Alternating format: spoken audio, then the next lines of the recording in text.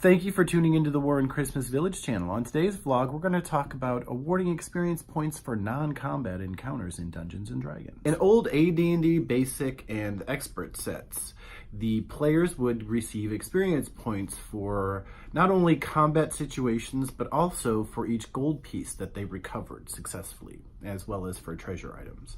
This was because combat was much more deadly than it is today in 5th edition.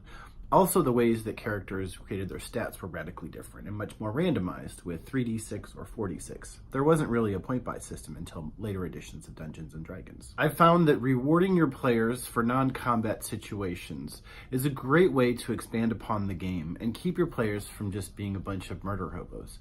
Don't get me wrong, if your whole campaign is focused around being a murder hobo and that's what you want to do, by all means go do it. This really probably isn't the talk for you. But if you want to do other things besides just slaughter off everything in the countryside, then I would suggest rewarding players for non-combat.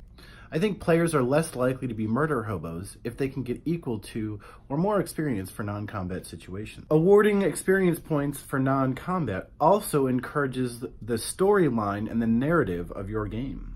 Rewarding your players with experience points for non-combat encounters also promotes role-playing and encourages character development, other than being a murder hobo. I think there are a lot of good and valid reasons why a dungeon master should award experience points for non-combat encounters.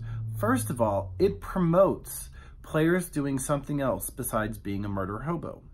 Don't get me wrong, if that is your campaign, and you and your players are interested in the tactical combat aspect of D&D and would like to murder hobo all night long, go for it. I think awarding experience points for non-combat promotes character development.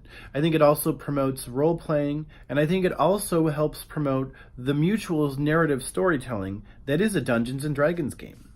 Why shouldn't the DM award experience points if the players are able to avert a tragedy in a town without combat? Do your players have too much gold? Perhaps you should give them experience points for carousing.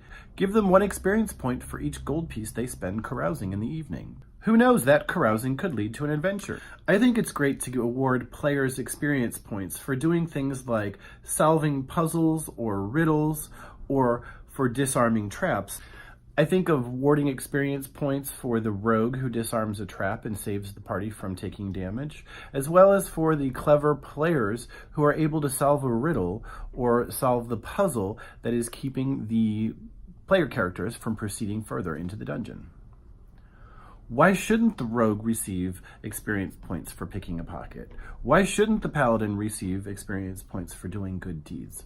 Why shouldn't the monk receive experience points for donating their winnings and gold to charity? I think it's great if player characters receive experience points for solving a mystery. Why shouldn't they? In a lot of television shows, Murder, She Wrote, for instance, with Angela Lansbury, she didn't have much combat at all. How do you think she got to be a level 18 detective? Also, if your group is into role-playing more than combat, then you should definitely award experience points for role-playing. About a year ago, I started playing 5th edition D&D with the Nerd Louisville Multiverse, which is a Louisville-centric version of Adventure League. Being a multiverse, this means that if I have a character, that character can jump around anywhere in the Nerd Louisville D&D multiverse realms and still gain experience points. So therefore, your character can jump around from adventure to adventure, regardless of whether it's a Friday night RPG event or a Sunday slur your roll at one of the bars kaiju.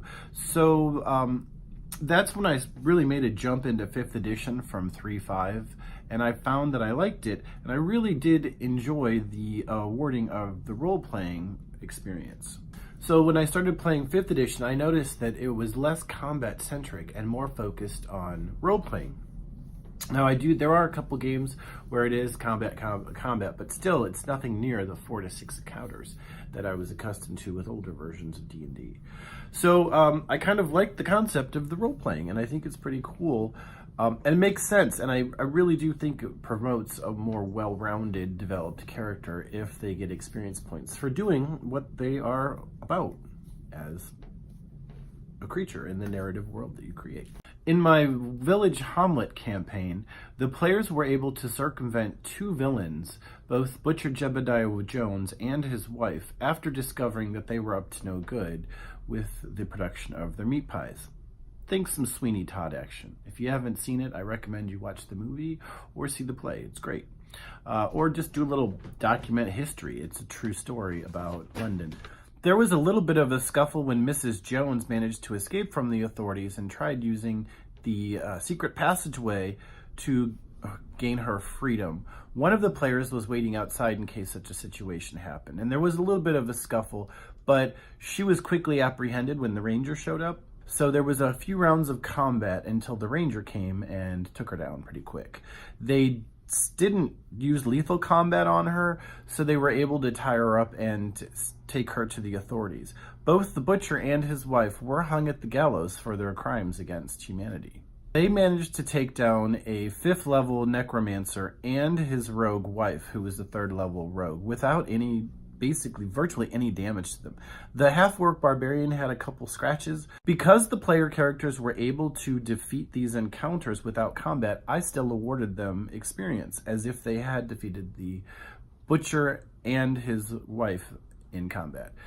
Fluffy the barbarian did have a little bit of combat with Mrs. Jones when she tried to escape, but it was nothing major, and I think the players did a great job. There was very little combat. There was, in this session, there were basically 2 swipes taken by Mrs. Jones, and Fluffy the Barbarian took 2 swings, non-lethal, and the Ranger took an arrow.